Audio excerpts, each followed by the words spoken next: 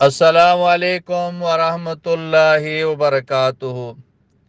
بسم اللہ الرحمن الرحیم۔ سوال ہے، نیند نہ آنے کی دعا بتا دیں۔ اس کا جواب یہ ہے کہ نیند نہ آنا یہ بہت تکلیف دہ یہ چیز ہے۔ اس سے انسان کو بہت تکلیف ہوتی ہے۔ دن بھر نیند نہ آنے کی وجہ سے وہ کام بھی صحیح نہیں کر سکتا ہے، تو دماغ بھی خراب رہتا ہے، تو سستی بھی ہو جاتی ہے۔ تو اس لیے نیند کا آنا یہ بہت ضروری ہے۔ کم از کم 24 گھنٹے میں کم از کم 6 گھنٹے یہ سونا یہ ضروری ہے۔ تو نیند کیوں نہیں آتی ہے، اس کی اگر کوئی وجوہات ہے، کوئی وجہ ہے، تو وہ تلاش کر کے کوئی ماہر ڈاکٹر سے اپنا علاج بھی کرائے۔ اگر کوئی بھی وجہ نہیں ہے تو میں 2 دعائیں بتاتا ہوں۔ یہ دونوں دعا حدیث سے ثابت ہیں، تو انشاءاللہ یہ دونوں پڑھیں یا ایک پڑھیں، انشاءاللہ تعالی اچھی نیند آئے گی۔ نبی کریم سرور دو عالم صلی اللہ علیہ وسلم سے بے خوابی یعنی رات میں نیند نہ آنے کی 2 دعائیں وہ منقول ہیں۔ اگر کسی کو رات میں نیند نہ آنے کی شکایت ہو تو کوئی بھی دعا ایک بار پڑھ سکتا ہے، دونوں پڑھے یا ایک پڑھے، ایک مرتبہ پڑھے۔ اس کے ساتھ نیند نہ آنے کے جو اسباب ہیں ان پر غور کرے، جیسے پہلے عرض کیا تھا، اس کو غور کرے۔ کچھ وجہ ہیں، کچھ اسباب ہیں کہ اس اسباب کی وجہ سے اگر وہ نیند نہیں آ رہی ہے تو اس اسباب پر غور کر کے ان کے ازالہ کی کوشش بھی کرے۔ مثلا کسی بیماری کی وجہ سے یہ شکایت ہو تو کوئی اچھا ڈاکٹر ہو، ماہر ڈاکٹر ہو، اس سے جو ہے علاج بھی کرائے۔ وہ دونوں دعاؤں میں سے ایک دعا یہ ہے، حضرت بریدہ رضی اللہ تعالی عنہ جو ہے یہ روایت کرتے ہیں کہ خالد بن ولید مخزومی رضی اللہ تعالی عنہ نے نبی کریم صلی اللہ علیہ وسلم سے شکایت کی کہ مجھے بے خوابی کی شکایت ہے، مجھے رات کو نیند نہیں آتی ہے، میں صحیح طریقے سے سو نہیں پاتا ہوں۔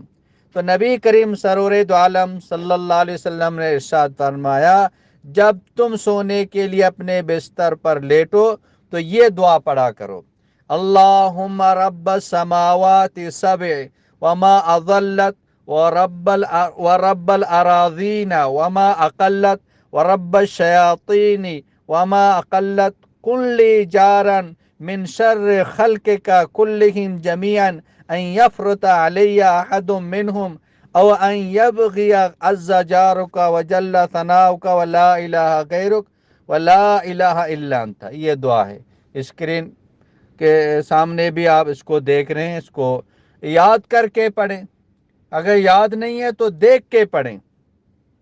اگر اس کا ترجمہ مفہوم ذہن میں ہوگا تو زیادہ فائدہ ہوگا، ترجمہ بھی ایک دفعہ سن لیں۔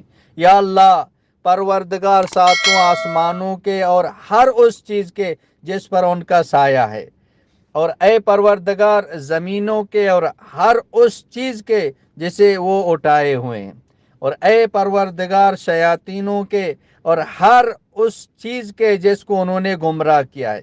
میرے نگہبان رہیو تمام مخلوق کی برائی سے، اور اس سے کہ کوئی ان میں سے مجھ پر ظلم یا تعدی کرے۔ تیرا پناہ دیا ہوا ہی غالب ہے، اور تیری تعریف عظیم ہے، کوئی معبود نہیں ہے تیرے سوا، اور کوئی معبود نہیں ہے تیرے علاوہ۔